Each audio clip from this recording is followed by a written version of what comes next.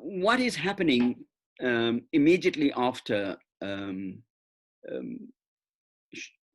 Soweto uprising is an extended consciousness, very much like what we are experiencing now in the world around the murders of people like George Floyd, and others.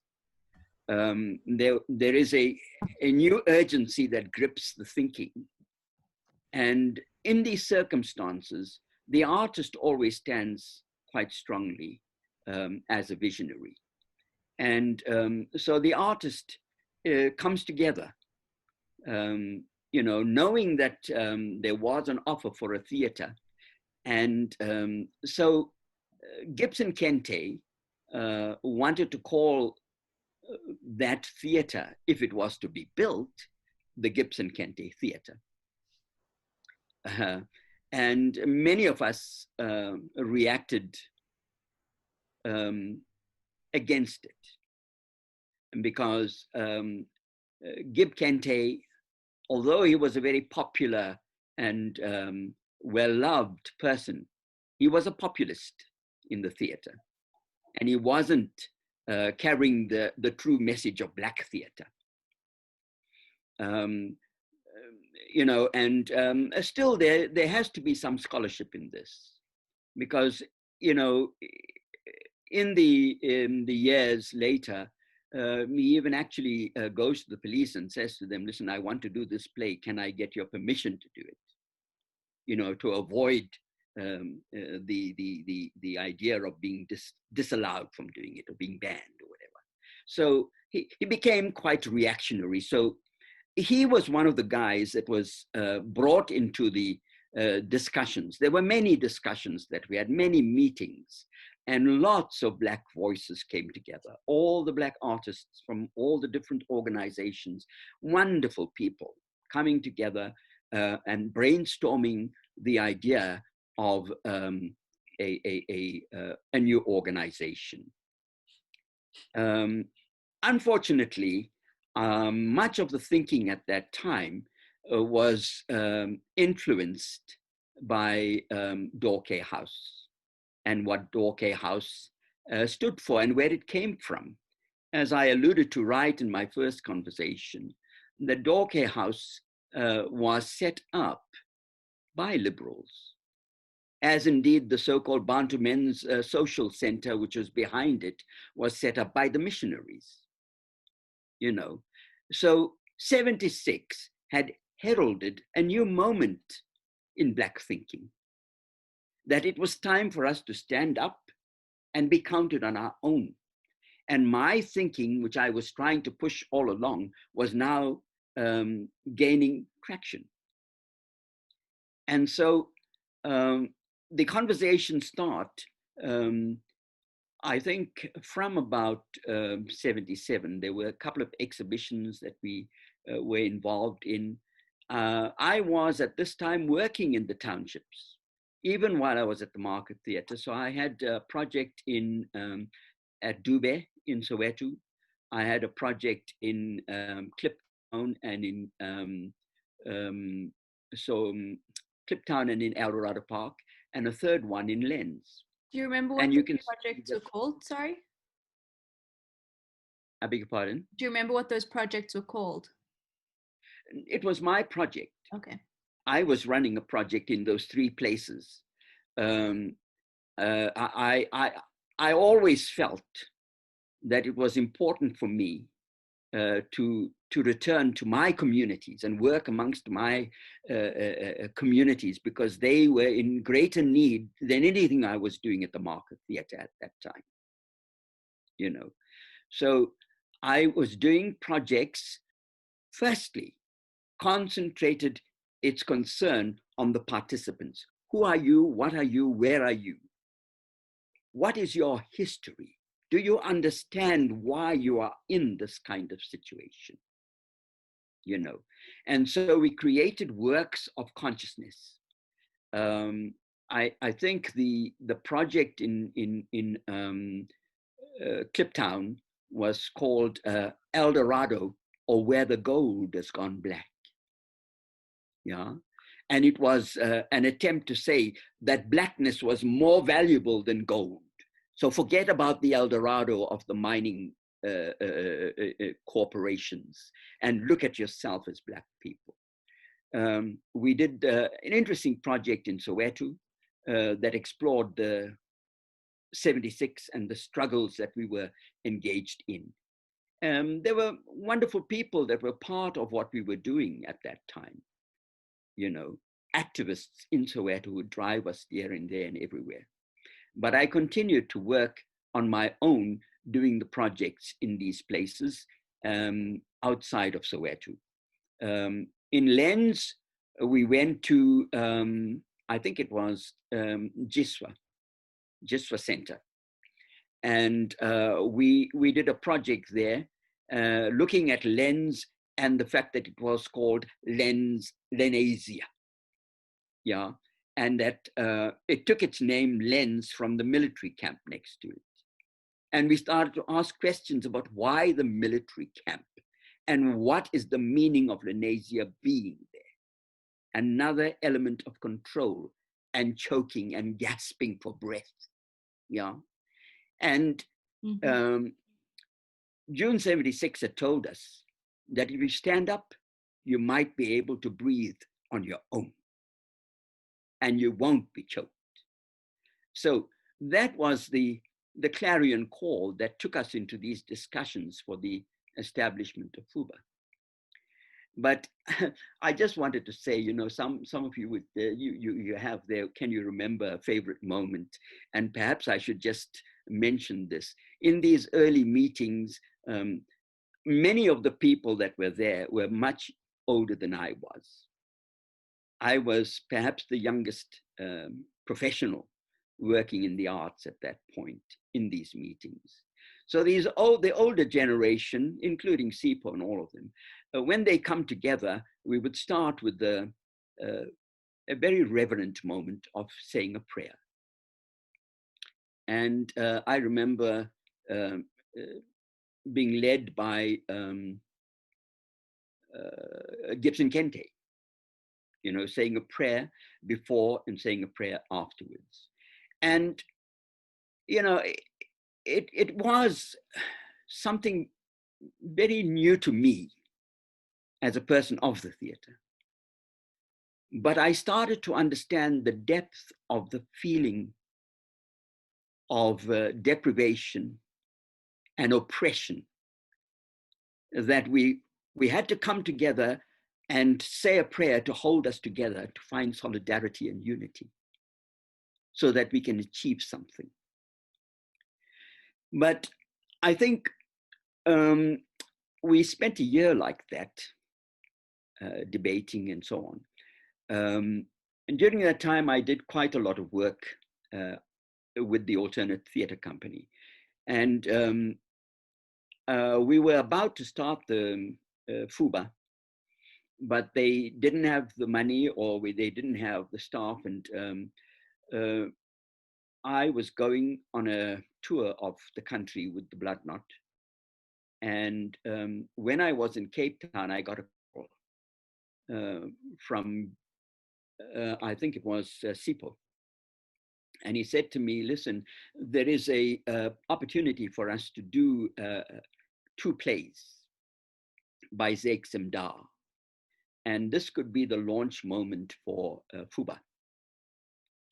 And we'd like you to direct it. And when are you coming back from your tour? And I said, well, I'm due to come back by the end of this year.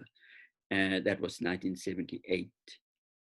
And I got back and immediately got into rehearsal to do the 2 Amstel Award winning plays. I remember the one, it was called We Shall Sing for the Fatherland, and the other was Dead End, both by Zeksim Da. And I put a cast together and put these 2 plays together. I must say, although it was produced by FUBA, much of the work was being done via the person who organized the Amstel Playwrights Award, which was obviously sponsored by SAB Breweries. And it was run by a guy by the name of, he was an actor, a white actor by the name of Nicholas Ellenbogen. Mm-hmm. And he tried his level best to influence my thinking. And I said to him, sorry, I'm directing these plays and I will interpret them and I will direct them, but I will not become a goon, you know, and look at the subject through your eyes. I cannot. You know? So what I'm saying is this battle sort of hots up this whole understanding of this consciousness that was saying, we are close, we must move, we've got to move, we've got to find the momentum, you know. And so I did those plays, and there was a little bit of a crisis because there was a fallout with the people that were involved in organizing and with Nicholas. And then he took the actors and then did a production of it at the Market Theatre, you know. And at that point, I said, but this is what exactly I meant, that when you involve the liberal, you must understand that he or she wants you to do what they want. And so you are compromised in terms of who you are as a human being. The very essence of you, not just as an artist, but as a human being, was being challenged. So that is the energy that takes us into FUBA. During this year, in 1978, I drew up many of the documents, but one of the documents that I drew up was the document for the theater company and the theater school called the Sanka Theater School. I named it after Wally Sanka. Yeah. He was an inspirational character, and he had, you know, he was a strong light in the theater at that time in Africa. But it was already, by naming it, I was stating my thoughts of what I think FUBA ought to be and where it ought to be going. Because Sipho and many of the folk were already Black consciousness thinkers. But they were older than me, and unlike them, I was part of the process of shaping and making Black consciousness thinking, you know. Mm-hmm. So there was a difference in that. And when we went into the establishment of FUBA, perhaps I should say, Rabia, if we want to fit this into this time, then if you can give me an indication, because it's 9:36 on my clock. It's 1936. What time do we stop? We can, let me just check when we joined. I think we joined about 15 minutes ago. Yeah. Okay, so we've got another 25 minutes to go. Okay. I'm talking about the Sanka theater training and theater program. Yes. This was a very important document because it allied us firstly with Africa, right? And secondly, it was strongly Black consciousness. And it was talking about us having to do things for ourselves and having to present ourselves as people who were able to do things to advance the struggle and to advance their own understanding of the arts. I was very much involved in trying to get us to move away from colonial pieces of work. Very often, you know, people would do pieces of theater. Even I, you know, in my formative years were was being asked to do certain pieces of theater that I wasn't really happy with, you know. And they would come from the Euro-American genre, you know, and speak very little about ourselves, unless we did something like, for example, Jean-Paul Sartre's work, or, you know, Beckett's work, you know. These Samuel Beckett, these kinds of work would give us a sense of being able to see ourselves within the thinking, you know. So that document, you know, I sadly, I don't know if you have it for exhibition, if you've been able to find it. No, we But don't. I gave my documents and all my copies to the meeting. So somewhere in people's homes, somewhere is floating this very powerful document. You know, I'm sad that we don't have it. At least I don't have it, and because it was a seminal document on what Black theater stood for, Mm-hmm. and what we were envisaging the work of FUBA to be. On the basis of that, Sipho asked me to become the administrative secretary of FUBA. And I said to him, you know, I'm an artist. I'm an artistic director. I could act and I could teach. But to get me to administer is going to be a little bit of a challenge. And he said to me, Ben, I have to ask you to do it because I can't take on the post of being a full-time person because I'm still working. He was working as a human resources person, officer. Mm-hmm. And he worked out somewhere in Wadeville. So he said, you know, I need time to submit my resignation, and then I'll come and work at FUBA. So they had set up an office for FUBA in downtown Johannesburg, near where the Nord Street rank is. But in those days, it wasn't anything like what you see now, yeah, because it wasn't that taxi place or whatever. It was in the area which was, at that time, the diamond area. Can you believe that? And they used to do work with diamonds in that place, in that area. It's near the railway line, but in one of the cross streets there, Bankett Street and all those areas. And we had an office up in one of those buildings. And I worked in that office, giving shape to the administration and to the form that FUBA would take. That was left largely to me. Mm-hmm. So I was the one who designed the first programs. It was very clear that what we needed to do was to offer training and education in the arts, mm-hmm. more than production as a starting point.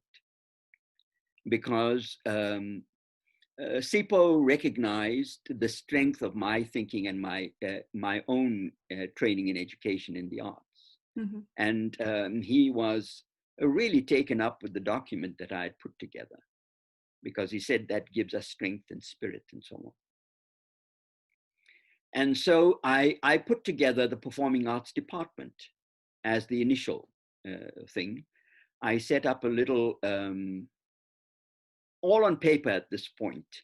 And then I said to him, but I can't do this here. We have to find premises. So he said, well, Ben, you'll have to look for it. But before I went looking for it, the police came looking for me. So it's 1979.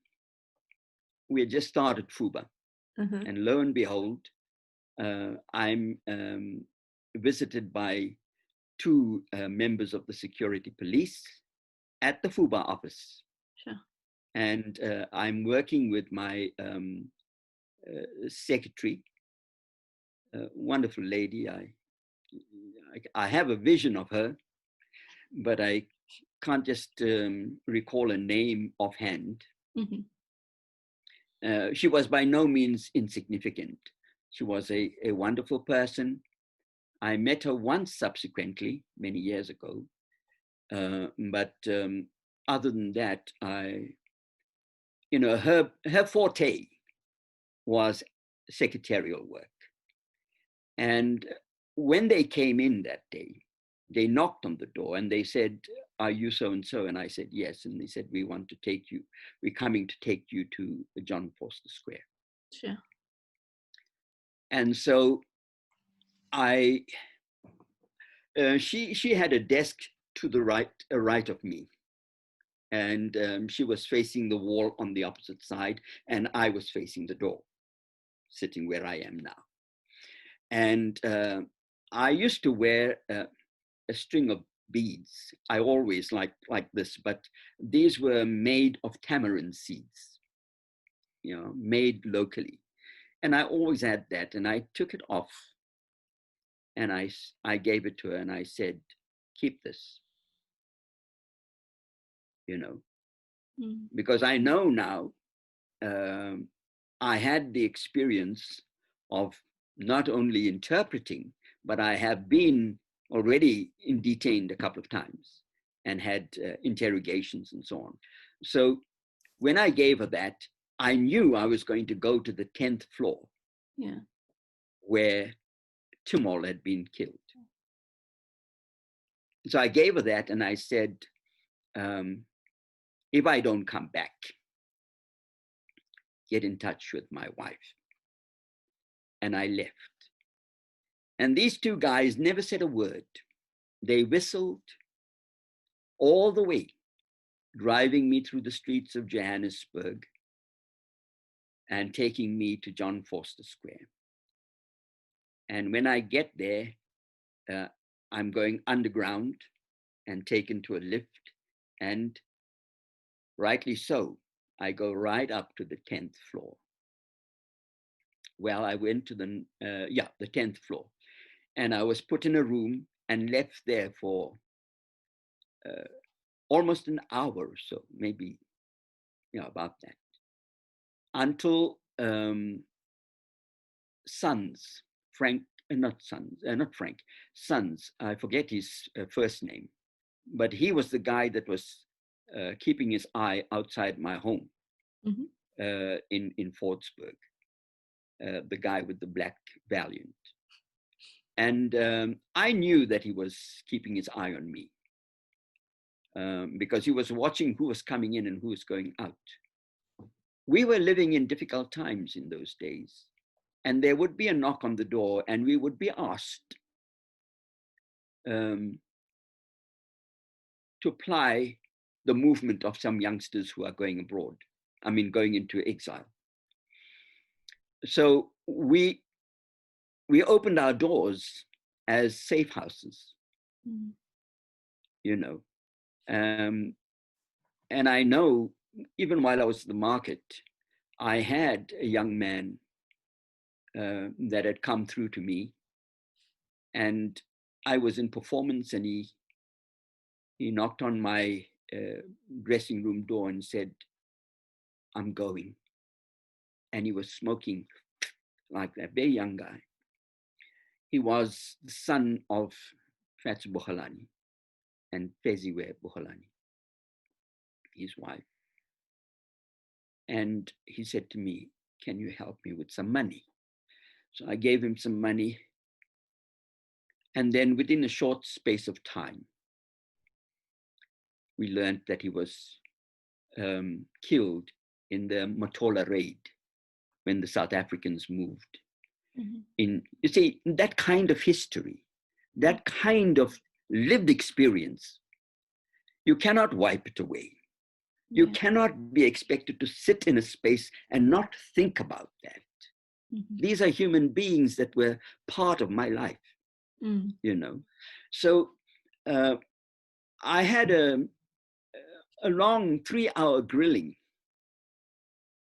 by the security police on various issues because they were itching to get hold of me, yes, ever since I got to Johannesburg. And so they were wanting to know what I was on about. You know, when I was in London studying, they also sent people there. So I had that experience as well. My parents were also interrogated at my home in Chatsworth in Durban, you know, during that period. So when they do this, it's designed to create some kind of tremor within the formation of FUBA at that point. But it tells you, I think the important thing, it tells us that we are dealing with a system that is going to wipe off any kind of solidarity that we were seeking to create. And the arts provided the communicative tools, the idea of giving voice to voiceless people, you know, and that was my strength, and that is what I was doing. So when I came back out of that detention, it was 3 to 4 hours that day. And I got back to the office. I didn't think I was going to get back because I didn't know what they were looking at. And I do know that I was at that time, post 76, involved in safe keeping, receiving young students from different parts of the country who would come, stay overnight, and the next morning they would be picked up and taken either to go to Lesotho or to Botswana or to Mozambique. So I thought, putting 2 and 2 together when sons were seen parked near my home, that this was the possibility. But they were looking beyond that. Yes, they looked at that. They were looking beyond that because I had close relations with the Catholic Bishops' Conference at that time. I had relationships with a lot of activists in Soweto. And we were meeting regularly. So they were trying to tie up all these things and find out what were we doing with this organization called the Federated Union of Black Artists. You know, so therein you see this attempt to destabilize and create some kind of tremor. I can call it that sort of thing.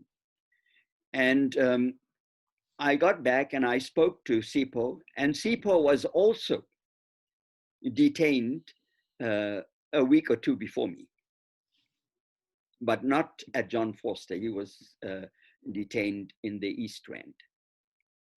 So we started to recognize that this is going to get worse, but we must not give up. So I spoke to him and I said, Sipho, I'm ready to get going to the next phase.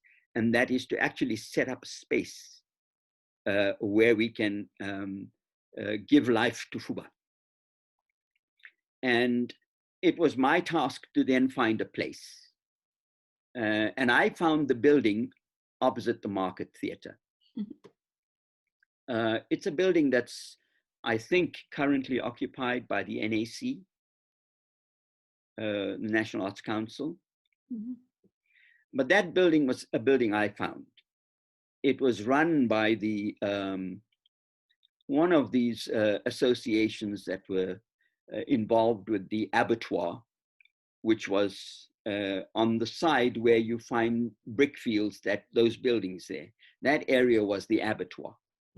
Behind the market was where I used to be with Africa Cultural Center, the old market. And this office was dealing with the abattoir. So I spoke to the guy and I said to him, listen, we want this building and we want to take the whole building, you know, and because we envisaged what we were doing. And there was a lot of interest. People were up to it. They wanted it. Mm-hmm. They were desperate for it, especially in Johannesburg, where there wasn't a visibility of Black organization. Johannesburg, in many ways, was very much influenced by white business and capital. So the control of the arts, the way the arts worked, was run by people in the 50s, like people like Leon Gluckman, who set up union artists in the mid-50s. And then AMDA, which was run by liberals and academicians from the university and so on. And then the performing group, Phoenix Players, was run by Bernard, Ian Bernard. Mm-hmm. Okay. So many of these people were part of what we would call political movements, the Congress of Democrats and all that sort of stuff. And they were the ones who helped to do this. It's basically doing good for Black people. But when FUBA came, it was challenging that and saying, we are here, we can do it for ourselves, you know.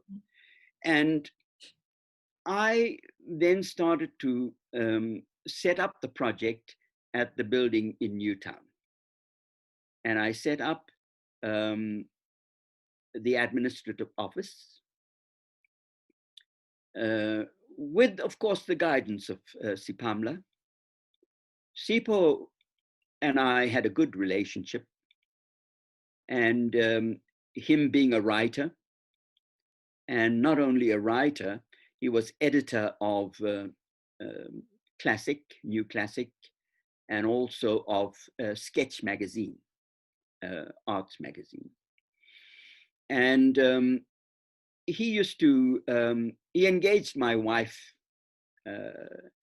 to be a typist for him. And she used to type a lot of his work, from letters to